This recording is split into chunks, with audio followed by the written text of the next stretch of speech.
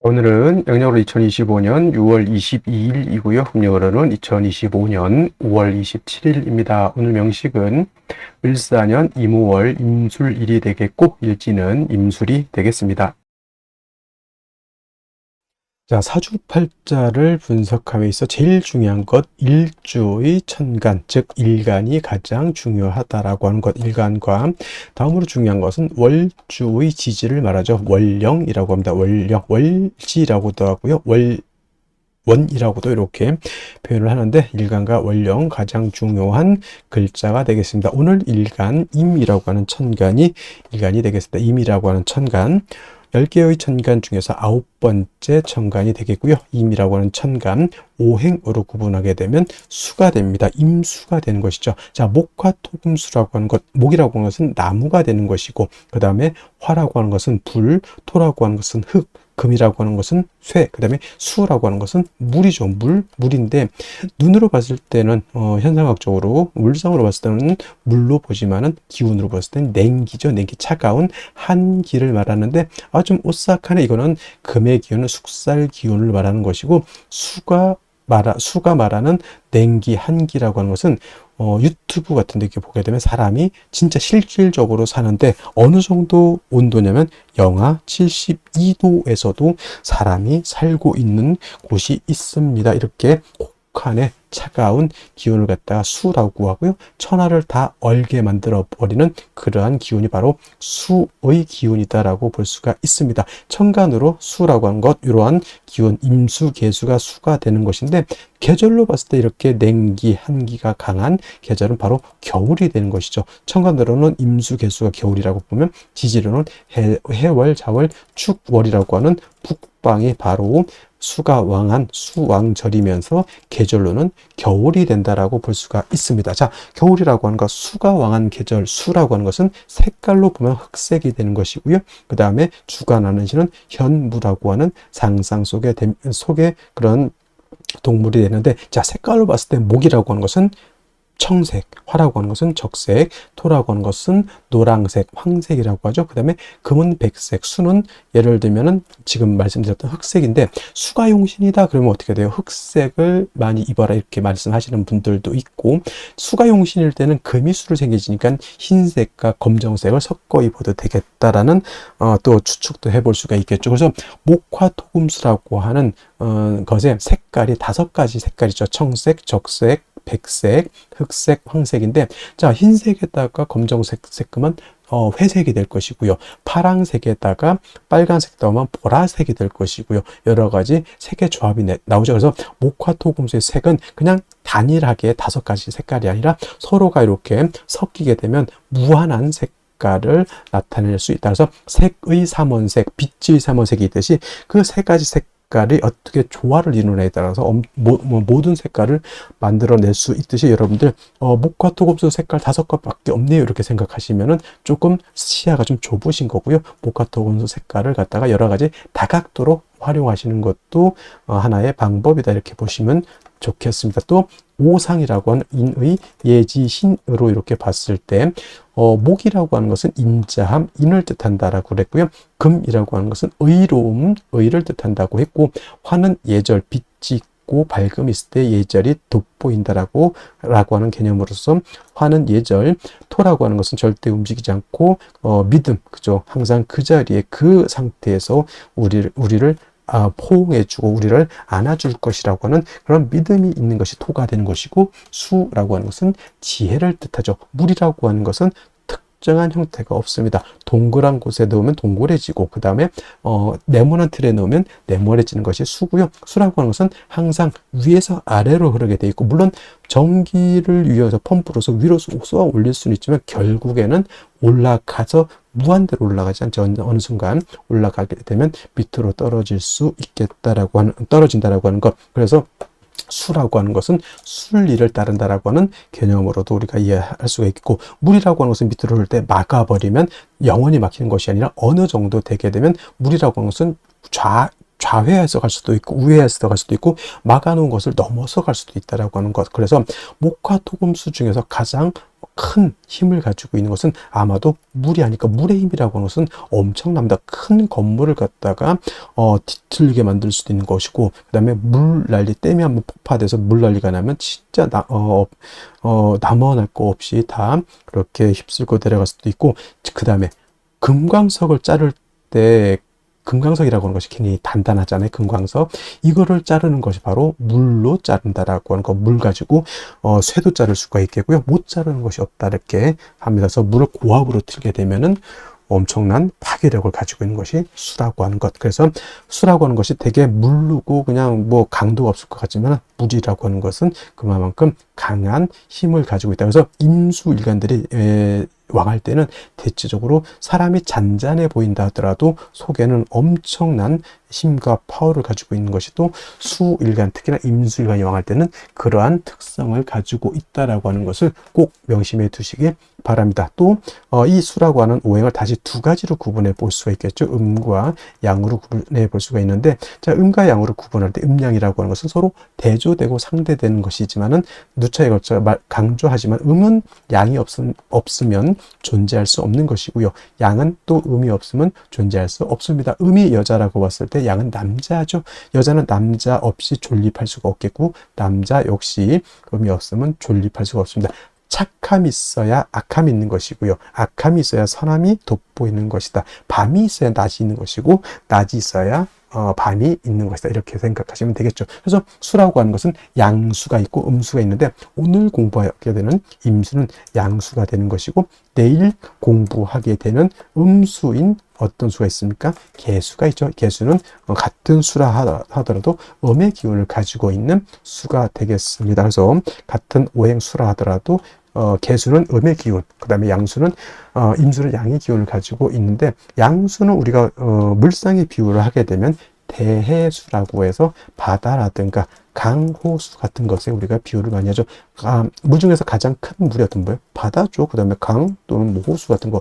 호수, 외국에 있는 호수 중에는 우리나라 한반도 정도의 크기가 되는 호수도 있다고 합니다. 거의 뭐 수평선을 볼 수 있는 호수죠. 그런 경우 우리는 뭐 백운호수 뭐 이런 호수인데 돌 던지면 건너갈 것 같은 정도, 뭐 그 정도는 솔직히 우리 그 비유를 하자면 그 정도는 호수라기보다는 개수에 가깝죠. 개수. 임수라고 하는 개념, 그렇게 방대하고 큰 개념의 물이다라고 봤을 때 음수인 개수는 작은 물입니다. 우로수라고 하죠. 하늘에서 내리는 비라든가 이슬 같은 개념, 옹달샘 같은 개념으로도 볼 수가 있겠고, 사람이 먹을 수 있는 음용수 같은 개념, 그 다음에 하늘의 치성을 드릴 때 쓰는 정화수 같은 개념, 캐톨릭에서 뭐 할 때 쓰는 성수 같은 개념으로 볼 수가 있습니다. 그래서 개수라고 하는 것은 작고 맑고 깨끗한 물이다라고 봤을 때, 그렇다고 임수가 더럽냐? 그런 건 아니고요. 임수는 개수에 비해서 방대하고 큰 물이다라고 이렇게 봤을 때, 임수는 큰 물이기 때문에 그냥 잔잔했을 때는 상관이 없겠지만, 신왕하게 되면, 임수가 왕해지게 되면 어떤 성질? 충분지성이라고 해서 임수는 큰 물이 요동을 치게 되면 물이 범람할 우려가 있게 됩니다. 바다로 치면 쓰나미가 일거나 큰 해일이 일어서 엄청난 피해를 일으키는 것 같고, 강호수 같은 경우에는 물이 많아지게 되면 뚝을 무너뜨리고 범람하죠. 주변에 있는 뭐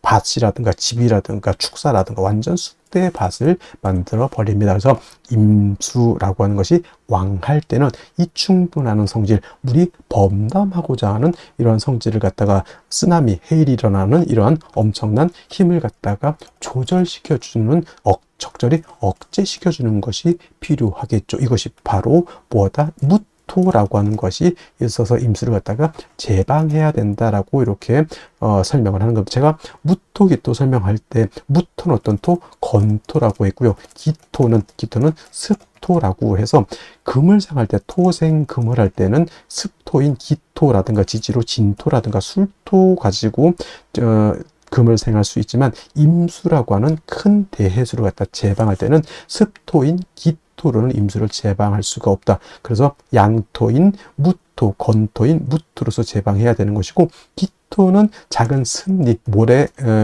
젖은 모래가기 때문에 만약에 임수가 기토를 보게 되면 오히려 기토가 임수를 갖다 탁하게 만든다고 해서 기토 탁임이라고, 임수를 갖다 제방을 해야 되는데 물을 더럽히게 흙탕물을 만들어 버리는 그러한 경우, 예를 들면 한강을 막겠다고 삽자를 가지고 아무리 모래 갖다 뿌려 본들 그 왕한 물에 의해서 모래가 다 쓸려 내려가죠. 물만 더럽혀진다라고 하는 것이 바로 이 기토탁임이라고 하는 겁니다. 그래서 임수가 왕할 때는 무토로서 임수를 제방하게 되고, 그 다음에 병화로서 조후해야 된다. 선생님, 병화는 왜 씁니까? 이렇게 말씀을 드린다면, 자, 임수가 지금 무토를 쓸 때는 임수가 신왕할 때 무토를 쓰는 것이죠. 임수가 약한 경우에는 무토를 쓰지 못합니다. 자, 토극수합니다. 토라고 하는 것이 수를 극하죠.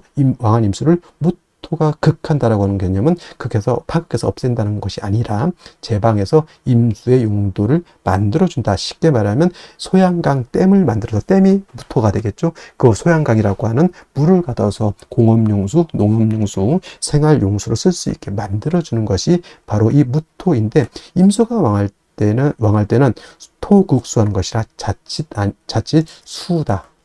물이 많으면 토가 붕괴되는 그러한 현상이 나타날 수 있기 때문에 임수가 왕할 때 무토를 쓸 때는 반드시 병화로서 무토를 갖다가 화생토해서 토를 도와줘야 되는 필요성이 있겠고요. 또 한 가지 뭐다? 수는 뭐라고 그랬습니까? 물이지만 기운으로 봤을 때는 냉기, 한기라고 이렇게 말씀을 드렸죠. 물이 많아질수록, 임수가 왕해질수록 물이 많아지는 것도 해당이 되겠지만, 기온이 영하 10도, 영하 20도, 더 왕해지면 영하 40도, 영하 50도까지 크게 떨어지면 물도 얼고 나무도 얼고 토도 얼고 다 결빙되게 됩니다. 얼면 용도가 없습니다. 그래서 무토로서 왕한 임수를 이렇게 제방할 때는 병화라고 하는 것으로서 토도 도와줘야 되지만, 물이 왕해서 냉기가 심해지면 안 되니까 차가운 그런 기운을 갖다가 따뜻하게 조후해주는 용도로서 무토 병화를 같이 써야 된다라고 하는 것이 핵심 포인트가 되겠고요.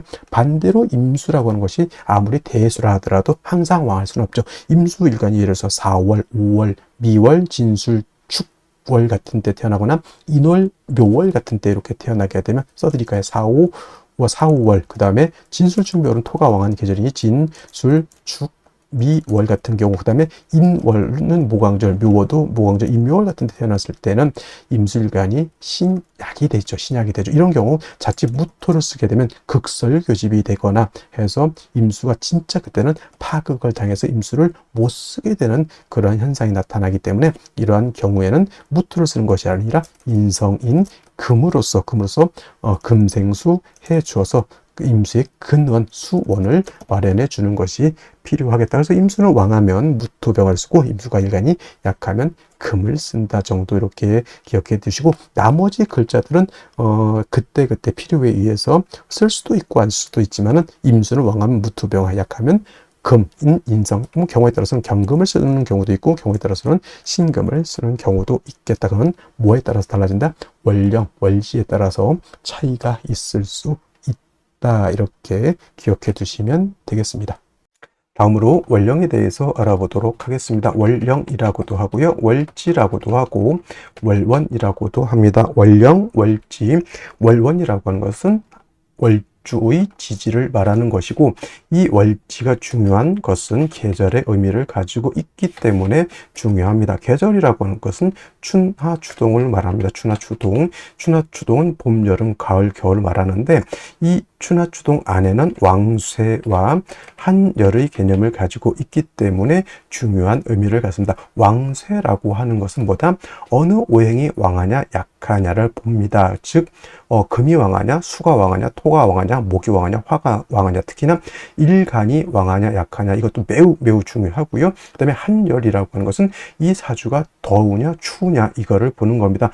겨울에 태어나게 되면 이 사주가 굉장히 추운 것이고요, 여름에 태어나게 되면 이 사주가 굉장히 더운 것이죠. 그래서 왕세와 한열이라고 하는 것은 반드시 중화가 이루어져야지만 좋은 사주가 된다, 이렇게 보시면 되겠습니다. 자, 태어난 월령 지금은 이제 5월이 되겠습니다. 5월 절기로 보면은 망종과 하지로 이렇게 구분이 되어 있죠. 망종이 되어야지만 월이 4월에서 5월로 이렇게 변환이 되는 것이고요. 하지라고 하는 것은 1년 12달 중에서 가장 낮이 길고 밤이 짧은 시점을 말한다. 그래서 하지가 되게 되면은 양은 극에 달하고 이때 일음이 시생하게 된다라고 하는 점, 이 정도만 알아두시면 좋겠고요.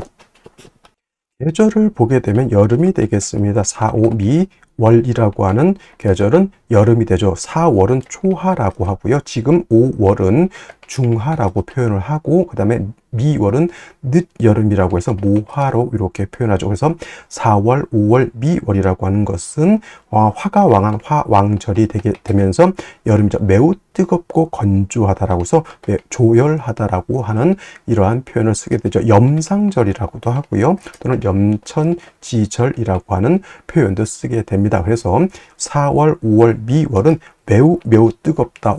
한열의 개념에서 볼 때는 매우 열한 그러한 계절이 되겠습니다. 그래서 반드시 조후라고 하는 것이 필요하죠. 조후라고 하는 것은 계절의 어떤 뜨거운 것 또는 차가운 것을 적절하게 조절시켜 주는 것을 말합니다. 특히나 4월, 5월, 미월은 뜨거운 여름이기 때문에 수가 반드시 있어서 뜨거운 열기를 갖다가 식혀주는 것이 필요하고요. 반대로 해월, 자월, 축월은 겨울이기 때문에 그때는 화가 있어서 차가운 열기를 갖다가 따뜻하게 해주는 것이 필요하다라고 볼 수가 있습니다. 그리고 5월이라고 하는 것은 4월과 마찬가지로 화가 왕하면서 화토 동궁하죠. 화토 동궁하기 때문에 화만 왕한 것이 아니라 토도 같이 왕한 그런 시절이 되겠고, 화가 왕하면 어떻게 되죠? 금을 극하게 되죠.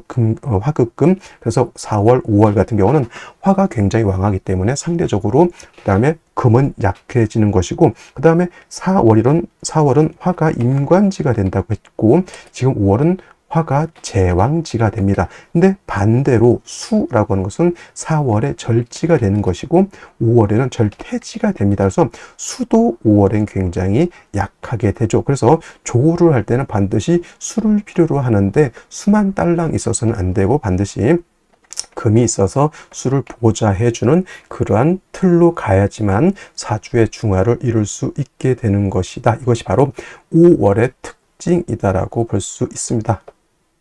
자, 그러면 5월에 일간 임수가 태어나게 되면 사주를 어떻게 배합하는 것인지 알아보도록 하겠습니다. 자, 일간 임수라고 하는 것은 양수죠. 대해수와 같다, 큰 바다라든가 강호수와 같다라고 해서 임수는 신왕하게 되면 충분지성을 가지고 있다. 물이 범람할 우려가 있기 때문에 무토와 병화를 취용하는 것이 기본적이고, 만약에 임수라고 하는 것도 약한 경우가 있습니다. 신약한 경우에는 반드시 경금이라든가 신금 같은 인성인 금으로서 임수를 도와줘야 된다라고 하는 것이 기본적인 용신치용법이 되는데, 자, 이러한 임수가 5월에 태어났습니다. 5월이라고 하는 계절은 화가 가장 왕하죠. 화만 왕한 것이 아니라 화토가 같이 왕하다라고 볼 수 있고요. 반대로 5월은 수는 굉장히 약합니다. 4월에 수는 여기가 절지가 되고요. 절지라고 하는 것은 가장 약한 그런 시절이고, 5월이면 수가 여기가 태지가 되죠. 수는 굉장히 약한데 재성인 화가 굉장히 왕한 시점이죠. 화가 왕하면 어떻게 됩니까? 화다 하면 수가 말라 비틀어집니다.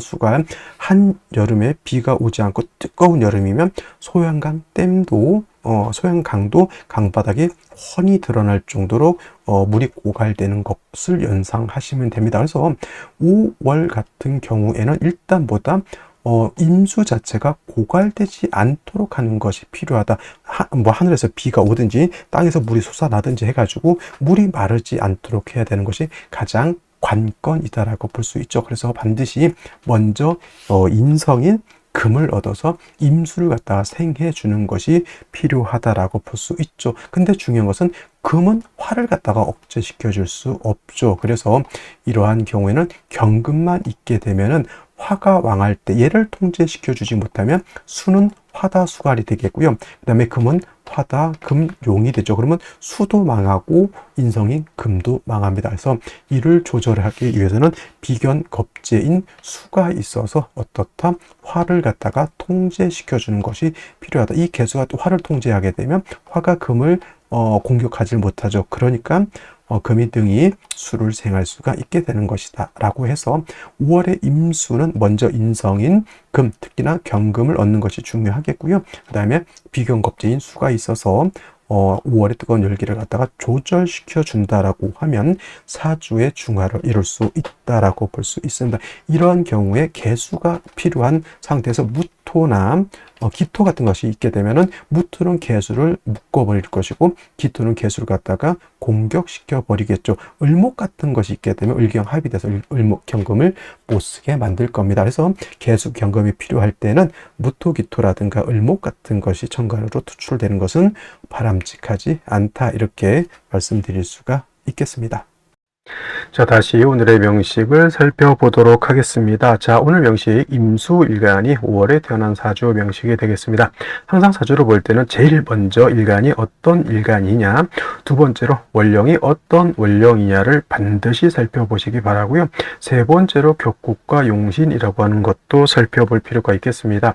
자, 격국이라고 하는 것은 사주 8글자가 어떻게 구성이 되어서 서로 견제와 균형을 어떻게 이루고 있느냐를 보는 것이 격국을 보는 것이고요. 용신이라고 하는 것은 사주 8글자 중에서 이 사주를 중화시킬 수 있는 가장 핵심적인 요소를 용신이라고 합니다. 좋은 사주, 나쁜 사주 구분하는 법에 대해서 가끔 묻는 분들이 있는데 저는 이렇게 얘기합니다. 좋은 사주는 격국과 용신이 명확한 사주가 되는 것이고, 그렇지 못한 사주, 격국과 용신이 명확하지 않거나 흐릿하면 좋지 못한 사주라고 이렇게 볼 수 있겠습니다. 간혹 사람들이 격국과 용신 필요 없다 이렇게 말씀하시는 분들도 있는데, 격국과 용신 매우 중요한 개념이고요. 이 격국과 용신이라고 하는 개념은 사주를 분석하고 울로의 향배를 살펴보는 아주 유용한 도구라고 생각하시면 되겠습니다. 자, 용신이라고 하는 개념, 이 사주를 중화시킬 수 있는 가장 핵심적인 요소라고 말씀을 드렸는데, 그렇다고 하면 무엇을 중화시키느냐라고 생각해 봤을 때 중요한 건 왕세라고 하는 것과 한열이라고 하는 개념이 있습니다. 자, 왕세라고 하는 것, 왕상휴수라고도 하고요.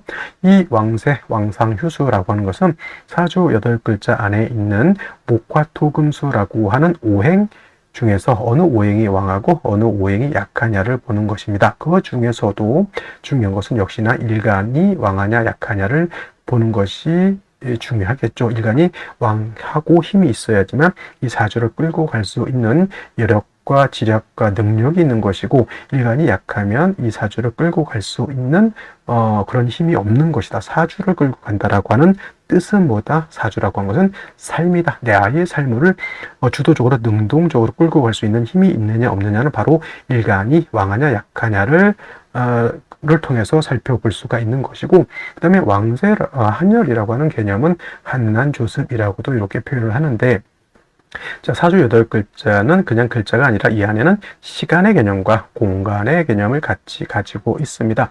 사람도 시간 속에서 공간 속에서 살아가고요. 동물과 식물도 마찬가지입니다. 사람, 동물, 식물이 잘 살기 위해선 편안하고 안락하게 살기 위해서는 한열이 잘 맞아야 되겠죠. 너무 뜨거워도 사람이 살기가 어렵고요. 너무 추워도 사람이 살기가 어렵습니다. 그렇다고 너무 건조해도 안 되는 거고, 너무 습해도 안 좋습니다. 이 한난조습이 적절하게 잘 조화를 이루어서 살기 좋은 기후 조건을 맞추는 것도 필요한 것이다. 그래서 용신이라고 하는 개념은 바로 이 두 가지 왕세와 한열을 중화시키는 키포인트가 되는 것, 이렇게 생각하시면 되겠고요. 왕세를 살펴보는 것이 바로 용신법 중에서 억부용신법이라고 하는 것이 있고, 한열을 살펴보는 것은 조후용신법이라고 하는 것이 있습니다.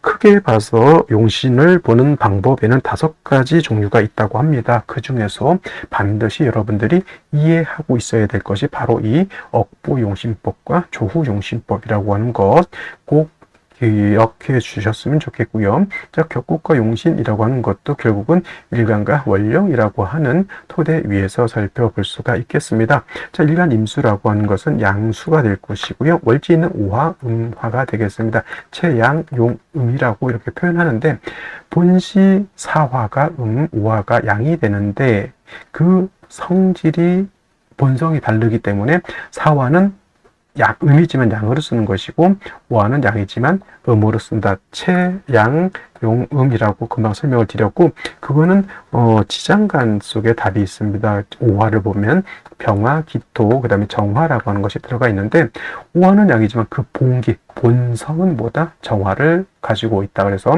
몸체는 양이지만 쓰는 것은 음으로 쓰게 되죠. 그래서 임수가 5월에 태어나게 되면 양수가 음화를 받다. 양대 음의 관계가 성립이 되는 것이고 일간인 임수인 내가 월지에 있는 오화를 극하는 관계죠. 수극화의 관계.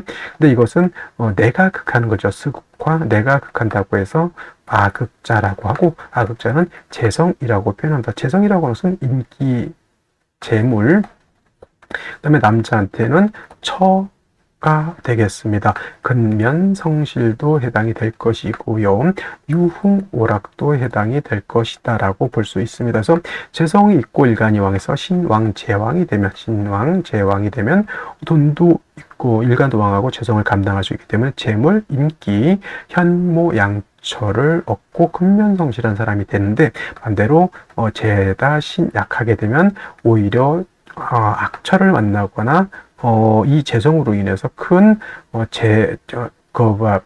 재물로 인한 손해를 볼 수 있다 이렇게 보는 겁니다. 그리고 재성이라고 하는 것을 두 가지로 구분해 보게 되면 정재와 편재로 이렇게 구분해 볼 수 있는데 정재라고 하는 것은 바른 재물, 편재는 치우친 재물이라고 해서 정재는 월급 같은 개념으로 본다고 하면 편재는 로또 당첨금 같은 일확천금 같은 걸로 보기도 합니다만 굳이 이걸 구분해 볼 필요는 없겠고 정재를 또 본저, 편재를 애인 이렇게 보기도 합니다. 그래서 정편재 혼잡이 되면 바람빈다 이렇게 보기도 하는데 꼭 그런 곳에 매몰될 필요는 없고요. 정제라고 하는 것은 그냥 반듯한 재물, 정확한 재물 이렇게 생각하시면 되겠고 편제는 내가 생각하지 않았던 의외의 재물 이렇게 보셔도 나쁘지 않습니다. 자, 정제라고 하는 것은 일간과 재성과의 관계가 오늘처럼 양대 음의 관계가 성립이 되거나 또는 반대로 음대 양의 관계가 성립이 되면 정제라고 하고요. 편제는 양대 양의 관계 또는 음대 음의 관계, 음양조가 맞지 않으면 이거는 편제가 되는데 오늘은 양수가 음화를 받기 때문에 정제격이 된다. 만약에 오중에 있는 기토가 천간에 투출되는 경우가 있습니다. 이렇게. 그러면 이건 기토 가지고 격을 잡습니다. 무슨 격? 정관격이 될 수도 있다라고 하는 점은 염두에 두시면 좋겠고요.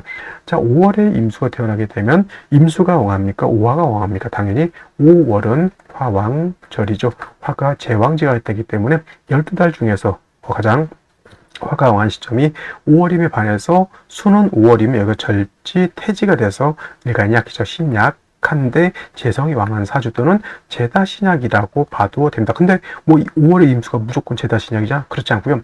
나머지 여섯 글자가 어떻게 배합이 되느냐에 따라서 신앙재앙이 될 수도 있고 그렇지 못할 수도 있다 이렇게 볼 수가 있습니다. 그리고 5월은 화가 왕이니까 화가 너무 왕하게 되면 수가 말라 비틀어질 수 있다 이렇게 볼 수 있죠. 먼저 중요한 것은 뜨거운 열기를 갖다가 식혀 주어야지만 화다수가를 막을 수 있고 그 다음에 임수의 근원 뿌리를 만들어 주는 것이 필요하다라고 하는 결론이 있습니다. 즉 왕세와 한열이라고 하는 차원에서 봤을 때 일간이 약하니까 일간을 도와줘야 되고 그 다음에 5월이 뜨거우니까 조후의 개념으로서 뜨거운 열기를 조절시켜 준다. 그래서 개수라든가 또는 임수 같은 비경겁제가 있어서 일단 뜨거운 열기를 갖다가 조절시켜 주는 것이 필요하겠고요. 그 다음에 경금이라든가 신금 같은 것이 있어서 수를 일간도 그렇지만 비경겁제인 임계수도 도와주어야지만 임수가 마르지 않고 5월의 뜨거운 열기를 조절시킬 수 있다 이렇게 설명드릴 수가 있겠습니다. 자, 먼저 연지 보도록 하겠습니다. 연지를 보게 되면은 사화라고 하는 것이 있습니다. 사화. 자, 월령이 5월이죠. 5화. 그 다음에 여기 4화. 자, 월령은 계절이라고 말씀을 드렸습니다. 그래서 4, 5, 미, 월 같은 경우에는 여전히 여름이죠. 화가 왕하다. 화토가 같이 왕하죠. 화토 동궁하기 때문에 화토가 굉장히 왕하고요. 그 다음에 매우 뜨겁고 건조한 교열한 사주국세를 가지고 있습니다. 또 말씀드렸던 것처럼 임수라고 하는 것은 4월, 5월, 미월에는 보태법으로 절대 양의 해당이 되기 때문에 신약하다라고 말씀을 드렸습니다. 화는 왕한데 일간이 약하다라고 하면 말씀드렸던 것처럼 화다 수갈 뜨거운 열기 위해서 약한 수가 금방 증발돼서 날아간다 이렇게 말씀을 드렸는데 5월에 4화까지 봤으니 더욱더 조열함은 가중될 것이고요. 더 큰 문제 일지에서도 술토라고 하는 것을 봤죠. 5월에 술을 봤으니까 인오술 화국을 하죠. 삼합으로서 화국을 하는데 일단 생시를 모르니까 오술준삼합이 가능하죠. 술토는 어떤 토? 마른 땅, 건토가 되겠죠. 그래서 이거는 임수를 더욱더 약하게 만들죠. 이것이 술토가 아니라 만약에 진토였다라고 하면 임수가 진의 통근이 가능합니다. 미약하나마. 그 다음에 월간 같은데 임수가 있기 때문에 이 임수도 여기에 통근이 가능하죠. 그래서 아주 약하지만은 그래도 비견인 임수가 조후하면서 일간을 도와줄 수 있다. 그러기 위해서는 이 임수, 일간인 임수, 월간에 있는 임수가 뿌리를 얻어야 되는데 이것이 술토이기 때문에 뿌리를 얻지 못했다라고 하는 단점이 있죠. 단점이 아니라 큰 문제가 되는 것이고 역시나 상관인 을목은 약한 수의 기운을 뺏어서 화를 생해주는 역할을 하니까 상관 을목도 문제가 될 수밖에 없겠다. 그렇다면 어떻게 돼? 생시에서라도 반드시 수의 뿌리를 만들어주는 것이 가장 중요하겠다라는 생각이 듭니다. 자, 그러면 생시 살펴보면서 설명드리도록 하겠습니다. 자, 제1 먼저 생시 경자시가 있습니다. 자, 경자시가 되게 되면 일단은 자수를 얻었습니다. 임수 입장에서 자수는 양인에 해당이 되고요. 그 다음에 일간뿐만 아니라 연간에 있는 월간에 있는 임수도 통근이 가능합니다. 그리고 경금이라고 하는 것은 술사에 통근하죠. 근데 화가 왕하기 때문에 그렇게까지 경금 자체가 세력을 얻었다라고 보기는 어려운데 비견 임수가 자의 뿌리를 얻음으로 인해서 화를 억제시켜주고 화를 억제시켜주면은 화가 금을 극하는 것을 통제할 수 있죠. 그래서 조금은 여유롭게 경금이 수를 생할 수 있다라고 하는 점. 그래서 오늘 같은 경우는 일단 경자시는 괜찮은 생시 중에 하나 이렇게 보여지고요. 또 한 가지 신의 시, 경자시만큼은 아니다 하더라도 해수의 임수 두 개가 또 뿌리를 얻으면 똑같습니다. 그리고 술 사이 뿌리를 둔 신금이 이렇게 또 임수를 생해주니 경자시, 신해시 같은 경우에는 오늘 생시 중에서는 한 번씩 선택해 볼 수 있는 그런 생시라고 보여지고요. 그 다음에 신축시 같은 경우에는 물론 축술형이라서 안 좋다 이렇게 볼 수도 있겠지만 중요한 건 수가 뿌리를 얻느냐 얻지 못하느냐 여기에 있기 때문에 축술형이 조금 문제라고 보여질 수는 있겠지만은 그래도 임수의 뿌리, 신금의 뿌리가 된다라고 하는 것, 그 다음에 습토이기 때문에 뜨거운 열기를 흡습할 수 있다라고 하는 장점이 있습니다. 물론 당연히 신축시는 경자시라든가 신해시에 비하면 궁량은 좀 많이 떨어진다 이렇게 볼 수가 있겠죠. 하지만 없는 것보다 낫다라는 생각이 들고요. 갑진시도 마찬가지로 진토가 습토이기 때문에 좋을 것 같지만 이거는 오늘 중에서는 선택해서는 안 되는 그런 생시가 되어버렸어요. 진술충이 되었기 때문에 토가 다시 왕해지게 되고 토가 충하면 토가 약해지는 것이 아니라 토충은 어떤 충? 붕충이라고 해서 같은 것끼리 충하면 약해지는 것이 아니라 더욱 강해지게 되어 있고요. 그 다음에 진중에 있는 개수가 매몰이 되겠습니다. 매몰 땅속에 묻혀버리죠. 임수가 진의 뿌리를 줄 수가 없다 이렇게 보여지고 그 다음에 수를 볼 수 있는 게 이제 무신시 이렇게 되어지는데 이거 무신시 신금 하나에 일간 그 다음에 월간의 임수가 이렇게 뿌리를 두긴 하지만 그렇다고 이 수가 굉장히 왕해진 건 아니에요. 5월에 술토 4화의 뿌리든 무토가 총에 투출되어 있기 때문에 이 무토는 충분히 이 수를 통제가 아니라 억압이 크게 억압할 수 있다. 단지 두 임수가 신의 간신이 이렇게 의지하고 있는 것이다. 만약에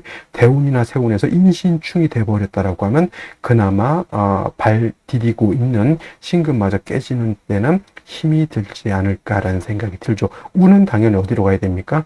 당연히 금수운으로 가는 것이 바람직하고, 목화운 때는 이거는 신금을 얻었다 하더라도 일간임수가 매우 신약한 사주라고 밖에 볼 수가 없습니다. 여명 같은 경우에는 한번 선택해 볼 수 있는 생시라고 보여지지만, 남자의 경우에는 적이 신금 하나로 버틸 수 있는 구간이 굉장히 멀게 느껴지죠. 그다음에 을에 대한 사회충도 이렇게 걸리게 되니까 이것도 문제라고 보여질 수 있습니다.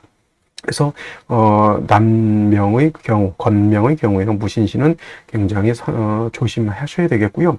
경술시 같은 경우에 술토에 경금 하나에 의지해서 임수 두 개가 살 수 있다. 이건 안 됩니다. 힘들어요.